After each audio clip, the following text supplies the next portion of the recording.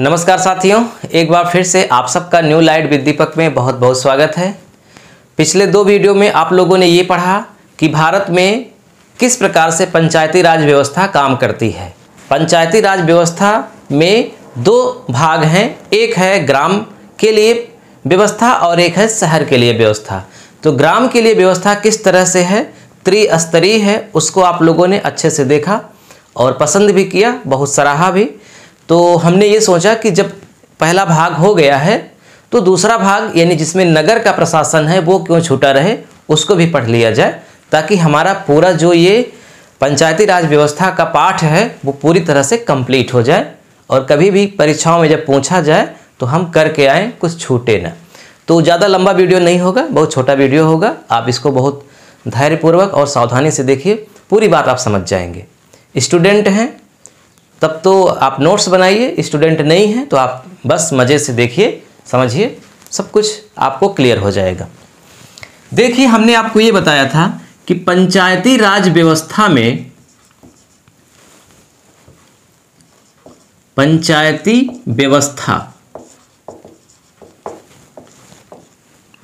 दो तरह का शासन है, एक है ग्राम के लिए और एक है शहर के लिए। ग्राम की व्यवस्था अलग है, शहर की व्यवस्था अलग है।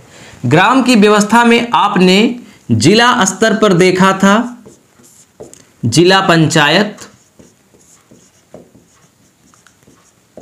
खंड स्तर पर यानी कि ब्लॉक स्तर पर देखा था क्षेत्र पंचायत और गांव स्तर पर आपने देखा था ग्राम पंचायत।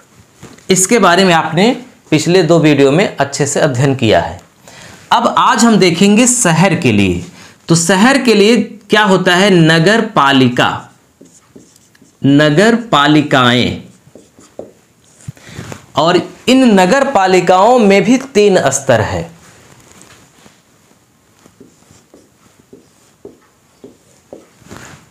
पहला है नगर पंचायत, दूसरा है नगर पालिका परिषद और तीसरा है नगर निगम। सबसे छोटा, उससे बड़ा और लास्ट में सबसे बड़ा। जैसे यहाँ पर ग्राम स्तर पर ग्राम पंचायत सबसे छोटा, फिर क्षेत्र पंचायत, फिर जिला पंचायत, वैसे ही नगर पंचायत, नगर पालिका परिषद और नगर निगम। तो इन्हीं के बारे में आज हमको अच्छे से समझना है कि किस तरह से भारत के संविधान में इसको जोड़ा गया, किस आर्टिकल के तहत जोड़ा गया, किस भाग में जोड़ा गया और किस तरह से इनका निर्वाचन होता है, कार्यकाल होता है। ये सब कुछ आज हम सीखेंगे। तो देखिए, 1687 में भारत में सर्वप्रथम मद्रास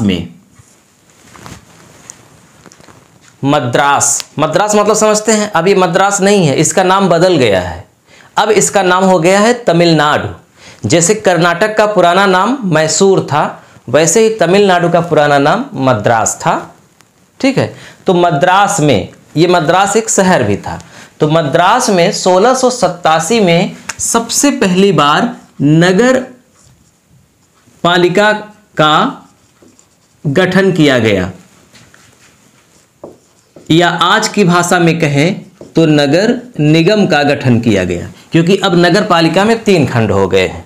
तो नगर निगम का गठन किया गया 1687 में मद्रास में। तो अगर आपसे ऐतिहासिक दृष्टि से देखा जाए तो भारत में व्यवस्थित रूप से नगर निगम की शुरुआत मद्रास शहर में हुई। शहरी योजना थी, शहर के विकास के लिए ये थी। फिर आगे अगर बढ़ें तो आता है 1726 ईस्वी। 1726 में क्या हुआ कि कलकत्ता में और बंबई में भी नगर निगम की स्थापना हुई। यानी 1726 तक इन तीन मुख्य शहरों में नगर निगम की स्थापना हो चुकी थी। आप जानते हैं कि मतलब जब अंग्रेजों का शासन था उस समय ये तीनों शहर बहुत महत्वपूर्ण थे। जो कुछ भी होता था सबसे पहले इन्हीं शहरों में होता था। जैसे आज के नज़र में देखा जाए तो दिल्ली सबसे महत्वपूर्ण है, मुंबई सबसे महत्वपूर्ण है, कोलकाता है, और चेन्नई है। तो ये सबसे महत्वपूर्ण है। उस समय ये होते थे। जो बम्बई है, इस बम्बई में गुजरात और महाराष्ट्र दोनों समाहित थे। गुजरात और महाराष्ट्र दोनों मिलाकर बम्बई बना था। बहुत बाद में भारत की आज़ादी के बाद और संविधान लागू होने के काफ़ी बाद 1960 के बाद में बम्बई को दो भागों में बांटा गया। एक हिंदी भाषी लोगों के लिए मराठी भाषी लोगों के लिए महाराष्ट्र बनाया गया और गुजराती लोगों के लिए गुजरात बनाया गया। और फिर बम्बई का नाम हटा करके शहर का नाम मुंबई कर दिया गया। इसी तरह से कलकत्ता आज कोलकाता है। तो उस समय कलकत्ता में पूरा आपका पश्चिम बंगाल, पूरा जिसमें आज बांग्लादेश भी शामिल है, वो सब मिला करके कलकत्ता बना था और मद्रास में पूरा आपका तमिलनाडु था। तो यहाँ पर हुआ। अब ये बहुत महत्वपूर्ण नहीं है। बहुत महत्वपूर्ण ये है कि 1924 में, चूँकि भारत शासन अधिनियम 1919 में ये व्यवस्था की गई थी कि शहरों के विकास के लिए नगर पालिकाओं का गठन किया जाए। तो 1924 में इलाहाबाद में, जिसका आज वर्तमान नाम प्रयागराज है, जवाहरलाल नेहरू JLN, पंडित जवाहरलाल नेहरू को नगर पालिका का अध्यक्ष बनाया गया 1924 में और 1925 में भी। इसी तरह से सरदार वल्लभ भाई पटेल को भी अध्यक्ष बनाया गया था।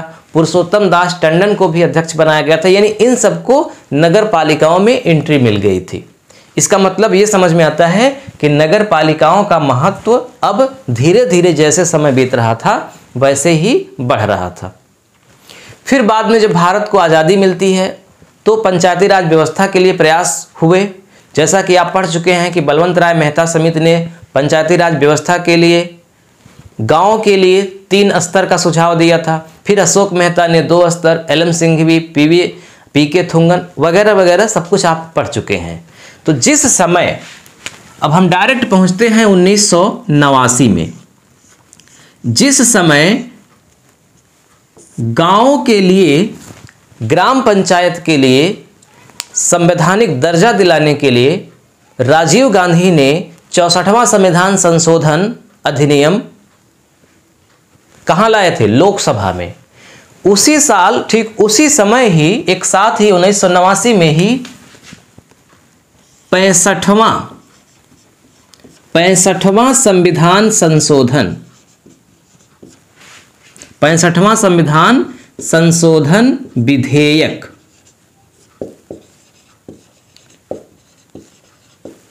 भी लोकसभा में लाए थे। और जिस तरह से 64वां संविधान संशोधन विधेयक ग्राम पंचायत के लिए था, पंचायती राज व्यवस्था के लिए था और पास नहीं हो पाया था, ठीक उसी तरह से 65वां संविधान संशोधन जो नगर पालिकाओं के संवैधानिक स्तर को ठीक करने के लिए था, संवैधानिक दर्जा दिलाने के लिए था, ये भी असफल हो गया। ये भी लोकसभा में पास हुआ लेकिन राज्यसभा में पास नहीं हुआ। तो कहने का मतलब 1989 में राजीव गांधी 2 संविधान संशोधन विधेयक लाए थे। 64वां संविधान संशोधन विधेयक पंचायती राज व्यवस्था के लिए, गांव के लिए, और 65वां संविधान संशोधन नगर पालिकाओं के लिए, और दोनों कैंसिल हो गया। उसके बाद 1992 में जब पीवी नरसिंह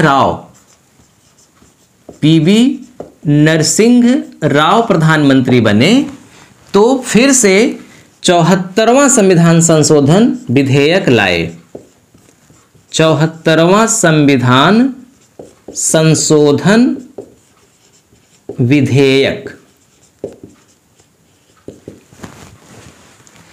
अब आप समझ गए होंगे, आपको याद आ रहा होगा 73वां संविधान संशोधन विधेयक किसके लिए था? ग्राम पंचायतों के लिए। और 74वां संविधान संशोधन किसके लिए है? नगर पंचायतों के लिए, नगर पालिकाओं के लिए। और 73वां संविधान संशोधन जैसे ही पास हो गया था, ठीक उसी के साथ 74वां भी पास हुआ था और सेम तारीख थी। कहने का मतलब कि 64 और 65 राजीव गांधी लाए थे संविधान संशोधन विधेयक और 73 और 74 पीवी नरसिम्हा राव लाए थे। 64 और 65 फेल हो गया था, 73 और 74 पास हो गया था। तो अब ये कहाँ कहाँ पास हुआ, कौन सी तारीख थी? तो जाहिर सी बात है कि लोकसभा में पास हुआ, फिर राज्यसभा में पास हुआ,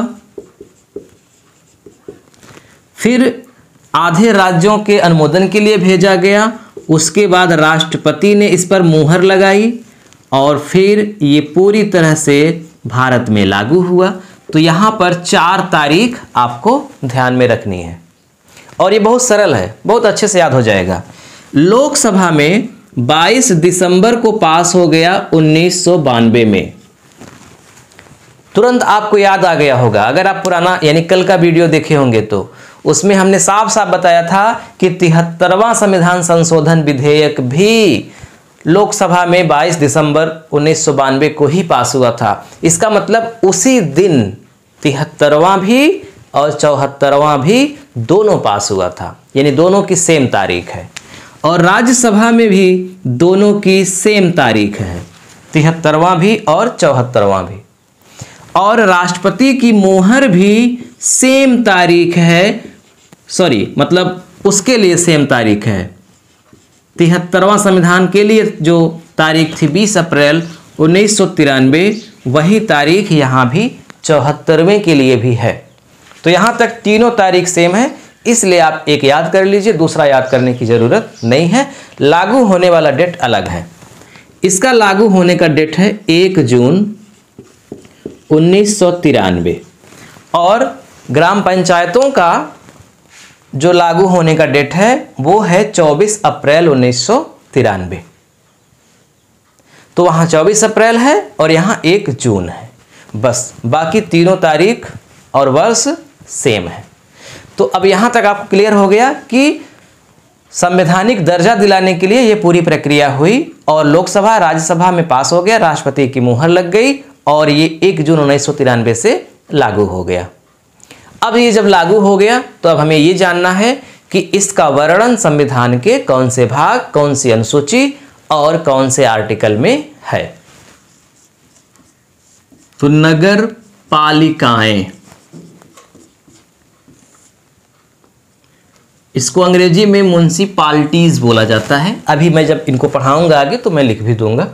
तो नगर पालिकाएं, देखिए संविधान में इनको दर्ज किया गया और जो भाग है वो भाग है 9 का क, भाग 9 क। अब आप रिलेट करते हुए चलिए पुराने वीडियो को और इसको। कल के वीडियो में आपने पढ़ा था भाग 9 पंचायतों के लिए, और 9 में क जोड़ देंगे तो ये हो जाएगा नगर पालिकाओं के लिए, लेकिन भाग 9 ही है। फिर आते हैं अनुसूची में। पूरे संविधान में कितनी अनुसूची है? वर्तमान में 12 अनुसूची है। जब लागू हुआ था उस समय केवल 8 अनुसूची थी। तो 12 अनुसूची में 12वीं जो अनुसूची है वो इसी के लिए है, नगर पालिकाओं के लिए ही है। अब 12वीं के बाद 13वीं अभी तक नहीं आई है। यानी कि अगर आपसे ये पूछा जाए कि संविधान में किस विषय के लिए अंतिम अनुसूची जोड़ी गई है या 12वीं अनुसूची जोड़ी गई है, तो आप बताएंगे म्युनिसिपैलिटीज के लिए, नगर पालिकाओं के लिए। और अनुच्छेद की बात करें, आर्टिकल की बात करें, तो ये है 243 पी से लेकर के जेड जी तक है। टोटल कितना? 18। तो इस तरह से इसको संविधान में दर्ज किया गया है। अब हम लोग समझते हैं कि जो नगर पालिकाएं हैं वो 3 स्तर है उनका, और उन तीनों स्तर को हम किस तरह से समझें। बहुत सिंपल है, बहुत जल्दी समझ जाएंगे, क्योंकि इसमें ज़्यादा आपको समझाना नहीं है। क्योंकि जो प्रक्रिया पूरी ग्राम पंचायत, क्षेत्र पंचायत, जिला पंचायत के लिए है, सदस्यों को चुनने की है, ठीक उसी तरह से मिलती जुलती प्रक्रिया इसके भी है। उसी तरह का आरक्षण इसमें है, उसी तरह का कार्यकाल है, सब कुछ उसी तरह है। इसलिए इसको अलग से पढ़ने की आवश्यकता नहीं है, बस आपको थोड़ा सा दिखा देते हैं। तो देखिए ये इसका स्ट्रक्चर है, नगर पालिकाएं, म्युनिसिपैलिटीज। इसके 3 स्तर हैं, नगर पंचायत, नगर पालिका परिषद, म्युनिसिपल काउंसिल, और नगर निगम, म्युनिसिपल कारपोरेशन। अब इन तीनों को एक साथ आप देखेंगे तब अंतर आपको समझ में अच्छे से आएगा, और तीनों को अलग अलग देखेंगे तो कम समझ में आएगा। इसीलिए मैं पूरा बनाया हूं ताकि आप एक साथ तीनों को देख सकें और अंतर करते हुए चल सकें। तो मैं आपको इसमें पहली पॉइंट में ये बताता हूं कि जो इनका कार्यकाल है, इन तीनों का जो कार्यकाल है वो सेम है। और कितना है कार्यकाल? 5 वर्ष। इसका मतलब कि 5 वर्ष, 5 वर्ष और 5 वर्ष सेम, कम नहीं है। दूसरा पॉइंट है इसमें आपको समझना है कि जो नगर पंचायत है वो कहाँ काम करती है? वो वहाँ काम करती है जहाँ पर गांव शहर में बदल रहे हों। पूरी तरह से शहर अभी नहीं बने हैं, लेकिन गांव के स्तर से ऊपर उठ गए हैं, यानी गांव और शहर के एकदम मध्य में पहुँच चुके हैं। तो यहाँ ऐसे लिखिए कि जो गांव शहर बनने वाले हैं, और जनसंख्या की बात करें तो लगभग 10,000 से 20,000 के बीच में होनी चाहिए। एकदम ये फिक्स नहीं है, लेकिन अनुमानतः ऐसा माना जाता है कि जो गांव शहर बनने के अग्रसर हैं उनकी जनसंख्या 10,000 से ज़्यादा होती है और 20,000 के आसपास होती है, या फिर 20,000 से भी ज़्यादा। तो उनके लिए नगर पंचायतों का गठन सबसे पहले किया जाता है। अब यही जनसंख्या ज़्यादा हो गई, यानी कि ये अब शहर बन चुके हैं लेकिन छोटे शहर हैं, शहर हैं लेकिन छोटे हैं, और इनकी जनसंख्या 20,000 से लेकर के मान लीजिए 3 लाख तक है। 1 2 3 4 5 3 लाख तक है। तब इनके लिए नगर पंचायत न हो करके अब नगर पालिका परिषद हो जाती है, यानी यहाँ पर नगर पालिका परिषद का चुनाव होता है, जिनकी जनसंख्या 20,000 से लेकर के 3 लाख के बीच में होती है, जो पूरी तरह से शहर बन चुके होते हैं गांव वो। अब नगर निगम के लिए क्या है? शहर ही है, शहर की ही व्यवस्था है, लेकिन बड़े शहर, शहर ही हैं लेकिन बड़े शहर। देखिए शहर भी होते हैं ना कई तरह के, कुछ बहुत छोटे शहर होते हैं, कुछ बहुत बड़े, जैसे महानगर, दिल्ली महानगर है, मुंबई महानगर है, प्रयागराज भी जहाँ है महानगर तो नहीं है लेकिन बहुत ज़्यादा जनसंख्या है। उत्तर प्रदेश की सबसे अधिक जनसंख्या वाला जिला है, लगभग 60 लाख से ज़्यादा जनसंख्या है। तो यहाँ भी नगर निगम की व्यवस्था है, यानी जिसकी जनसंख्या आमतौर पर 3 लाख से ज़्यादा हो जाती है और बड़े शहरों में तब्दील हो जाते हैं, उनके लिए नगर निगम की व्यवस्था आमतौर पर हो जाती है। ठीक है, इतनी बात समझ में आ गई। तो हमने कार्यकाल देखा कि तीनों के कार्यकाल सेम होते हैं और कहाँ कहाँ इनकी स्थापना होती है, ये कुछ इस तरह से बताया गया है। अब तीसरी बात ये है कि इनके जो मतलब सदस्य होते हैं, नगर पंचायत का जो स्ट्रक्चर होता है, संरचना होती है, उसमें 2 तरह के लोग होते हैं। एक होते हैं सदस्य और एक होते हैं अध्यक्ष। जैसे आप ग्राम पंचायत पढ़े थे तो ग्राम पंचायत में ग्राम पंचायत सदस्य होते हैं और ग्राम पंचायत के अध्यक्ष होते हैं। तो अध्यक्ष का वहाँ पे नाम मुखिया है या प्रधान है या सरपंच है। वैसे ही नगर पंचायत के सदस्यों का नाम क्या होता है? नगर पंचायत सदस्य, यही कहा जाता है। जो इनके सदस्य होते हैं, चुनाव जीत करके आते हैं, वो नगर पंचायत सदस्य कहे जाते हैं और इनके अध्यक्ष को नगर पंचायत अध्यक्ष ही कहते हैं।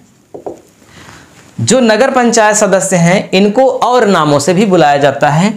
और किन नामों से बुला सकते हैं?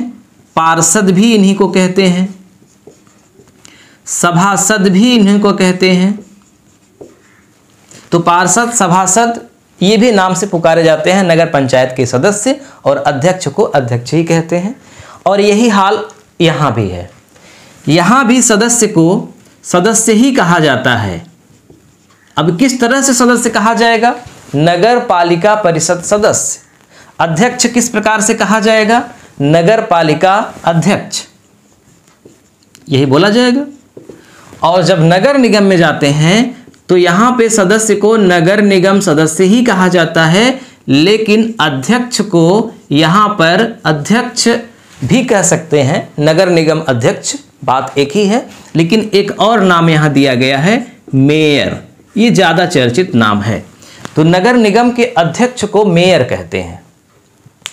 बाकी आप नगर निगम अध्यक्ष भी कह सकते हैं। यहां भी सदस्यों को पार्षद सभासद भी कह सकते हैं, और यहां भी। ये बात समझ में आ गई? दो तरह के लोग होते हैं। अब इनका जो चुनाव होता है वो प्रत्यक्ष होता है, प्रत्यक्ष दोनों का। ये राज्य के ऊपर डिपेंड है, चूंकि ये राज्य का विषय है तो हर राज्यों में ऐसा नहीं है। कुछ राज्यों में सदस्यों का चुनाव तो सीधे प्रत्यक्ष रूप से होता है, जनता द्वारा होता है, लेकिन अध्यक्षों का चुनाव ये लोग करते हैं अपने में से। लेकिन उत्तर प्रदेश में ऐसा नहीं है। उत्तर प्रदेश में सदस्यों का भी चुनाव प्रत्यक्ष होता है, यानी जनता वोट देती है, और अध्यक्ष के लिए भी, तीनों अध्यक्ष के लिए भी जनता अलग से वोट देती है। यानी जब वोटिंग होती है तो जब जनता वोट करने जाती है तो दो वोट डालती है, एक सदस्य के लिए और एक अध्यक्ष के लिए। बात समझ में आ रही है? तो यहां पे प्रत्यक्ष ही चुनाव होता है दोनों तरह के सदस्यों का। अब पांचवी बात कि इनकी योग्यताएं क्या क्या होती हैं, यानी कौन से व्यक्ति म्युनिसिपैलिटीज के चुनाव में भाग ले सकते हैं, इनकी योग्यताएं क्या हैं। तो जो इनकी योग्यताएं हैं वो सिर्फ और सिर्फ ये कहा गया है कि इनकी उम्र 21 वर्ष प्लस होनी चाहिए। यानी ये 21 वर्ष के अगर हो गए हैं तो ये चुनाव लड़ सकते हैं। दूसरी बात कि ये पागल ना हो, इनके ऊपर कोई केस न चल रहा हो, यानी ये साफ सुथरे चरित्र के हों।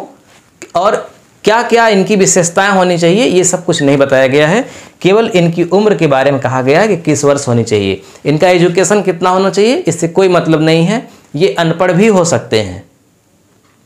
अच्छी बात है कि पढ़े लिखे लोग हों, लेकिन अगर अनपढ़ भी हैं तो भी इनको मना नहीं किया जा सकता, क्योंकि इसका जिक्र ही नहीं है। हाँ, एक चीज आपको ध्यान में रखना है कि 21 वर्ष सभी के लिए है, यहां भी, यहां भी, यहां भी। लेकिन जो मेयर होता है ये चुनाव 30 वर्ष के बाद ही लड़ सकता है, केवल मेयर के लिए। ये आपको समझने वाली बात है, याद करने वाली बात है कि नगर पंचायत के सदस्य अध्यक्ष 21 वर्ष से ज़्यादा होने चाहिए, नगर पालिका परिषद के सदस्य और अध्यक्ष 21 वर्ष से ज़्यादा होने चाहिए, लेकिन नगर निगम के सदस्य तो 21 वर्ष के हों, लेकिन मेयर का जो चुनाव लड़े, यानी जो मेयर बने, वो कम से कम 30 वर्ष का हो गया हो तब। ठीक है, तो यहां तक तो बात क्लियर हो गई। तीनों में SC, ST और महिलाओं के लिए आरक्षण है, तीनों में। जैसे ग्राम पंचायतों में हमने बताया कि SC और ST को उनकी जनसंख्या के अनुपात में आरक्षण दिया जाता है, चक्रानुक्रम, बाई रोटेटेड। ठीक उसी तरह से यहाँ भी SC, ST और महिलाओं को चक्रानुक्रम में दिया जाता है। वहाँ भी 1/3 था महिलाओं के लिए, यहाँ भी 1/3 है महिलाओं के लिए। सब कुछ वैसा ही है, कुछ बदला नहीं है। वहाँ भी OBC के लिए संविधान में आरक्षण नहीं दिया गया था, लेकिन उस राज्य की विधानमंडल अगर चाहे तो OBC को आरक्षण दे सकती है। तो जैसा कि उत्तर प्रदेश ने सन 2000 में किया, उत्तर प्रदेश की विधानमंडल ने पंचायती राज अधिनियम में संशोधन करके पंचायतों में OBC को भी आरक्षण दिया है। ठीक उसी प्रकार से नगर पालिकाओं में भी OBC को आरक्षण दिया है। यानी इस समय उत्तर प्रदेश में 4 लोगों को आरक्षण मिलता है, नगर पालिका में और ग्राम पंचायत में। SC यानी अनुसूचित जाति को, अनुसूचित जनजाति को, महिलाओं को और OBC को, अदर बैकवर्ड कास्ट, पिछड़े वर्ग को आरक्षण दिया जाता है। वहां भी आय का स्रोत क्या था? अनुदान थी, निधि थी, और निधि में भारत सरकार यानी केंद्र सरकार और राज्य सरकारें अनुदान करती थी और टैक्स लगा करके भी कुछ आय होती थी, ठीक उसी तरह से यहाँ भी अनुदान करती हैं भारत सरकार और राज्य सरकारें, और इनको भी अधिकार है कि वो कुछ टैक्स वसूल करके विकास का कार्य कर सकें।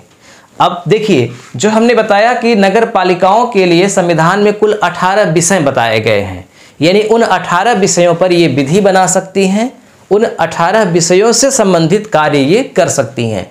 तो वो 18 विषय क्या हैं, हमने आपके सामने ये रख दिए हैं। आप इन्हें नोट डाउन कर लीजिए, एक नज़र में देख लीजिए कि ये किन किन विषयों पर कार्य नगर पालिकाएँ करती हैं। तो बस आज इतना ही, लेकिन अब वीडियो के लास्ट में कुछ महत्वपूर्ण इंपॉर्टेंट फैक्ट आपको बता देते हैं जो बहुत बार परीक्षाओं में पूछे गए हैं। वो क्या है, देखिए, भारत में लगभग हर राज्यों में ग्राम पंचायतों का गठन किया गया है ना, पंचायती राज व्यवस्था का जन्म हुआ है और काम कर रहे हैं। लेकिन भारत के 3 राज्य ऐसे हैं जहां पर ये कार्य नहीं कर रहे हैं। वो क्या है, एक राज्य है मिजोरम,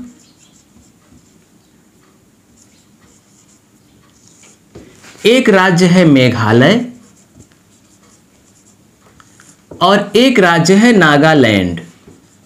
इन 3 राज्यों में पंचायत कार्य नहीं करती, बल्कि पंचायतों के स्थान पर एक जनजातीय परिषद कार्य करती है।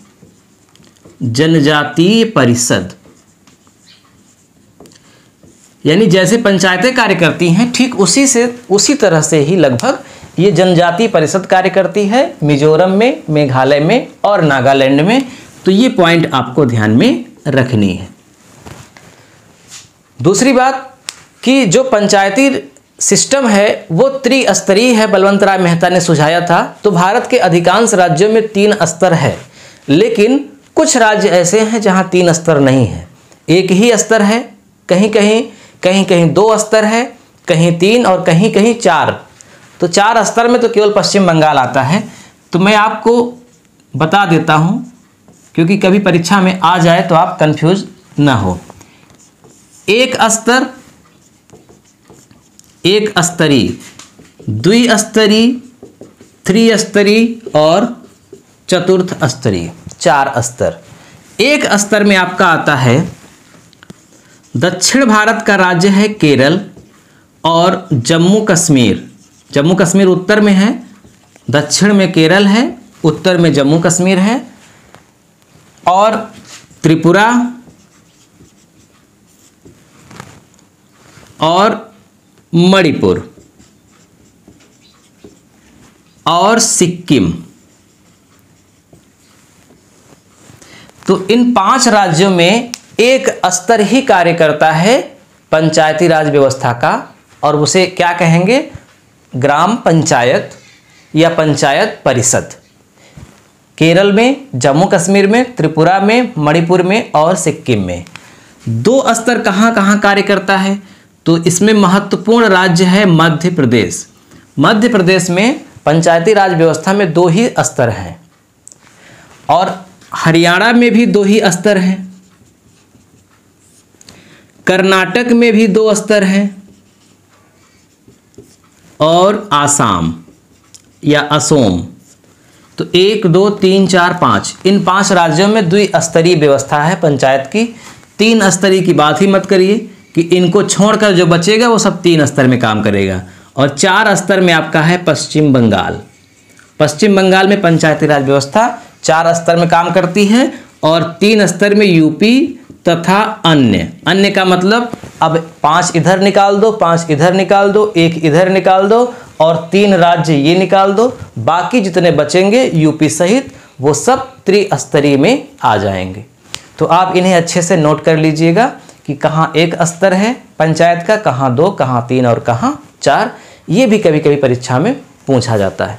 तो आज हमने इस तीसरे और अंतिम वीडियो में हमने पंचायती राज व्यवस्था के बारे में आपको पूरा कंप्लीट बता दिया है। अगर फिर भी कोई चीज़ छूट गई हो, जो आपको लगता हो कि ये बताना चाहिए था लेकिन नहीं बताए, तो आप निसंकोच कमेंट करिएगा। मैं कभी अगले वीडियो में उसकी चर्चा करूँगा। वीडियो कैसा लगा कमेंट करके हमको जरूर बताइए। वीडियो देखने के लिए आपका बहुत बहुत धन्यवाद।